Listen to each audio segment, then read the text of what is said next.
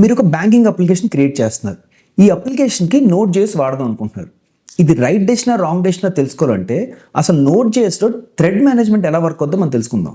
మన traditional Java లాంటి system అనుకోండి, కస్టమర్ ఎన్ని రిక్వెస్ట్ చేస్తే అన్ని థ్రెడ్స్ క్రియేట్ చేసుకుంటూ వెళ్తాం. అంటే నోట్ జేఎస్లో ఈవెంట్ లూప్ అనే కాన్సెప్ట్ ఉంటుంది. ఈ ఈవెంట్ లూప్ అనేది ఒక సిపియూకి అటాచ్ అయి ఉంటుంది. అట్ ద సేమ్ టైము దీంట్లో ఓన్లీ ఒక థ్రెడ్ మాత్రమే ఉంటుంది. ఇప్పుడు కస్టమర్ రిక్వెస్ట్ చేస్తే ఫస్ట్ అది ఈ థ్రెడ్లోకి వస్తుంది. ఈ థ్రెడ్లోకి వచ్చి లెట్స్ సే ఇప్పుడు ఆ థ్రెడ్ అనేది ఒక డేటాబేస్ కూడా కాల్ చేయాలనుకోండి, అప్పుడు ఈవెంట్ లూప్ ఏం చేస్తుందంటే ఒక కొత్త వర్కర్ థ్రెడ్ని క్రియేట్ చేస్తుంది.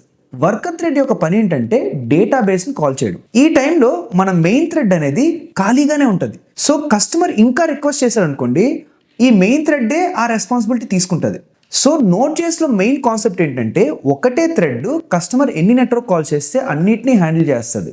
సో దీనివల్ల బెనిఫిట్ ఏంటంటే మన సిపియూకి థ్రెడ్స్ని మాటికి స్విచ్ చేసే రెస్పాన్సిబిలిటీ లేదు, ఎందుకంటే ఒకటే థ్రెడ్ ఉండడం వల్ల.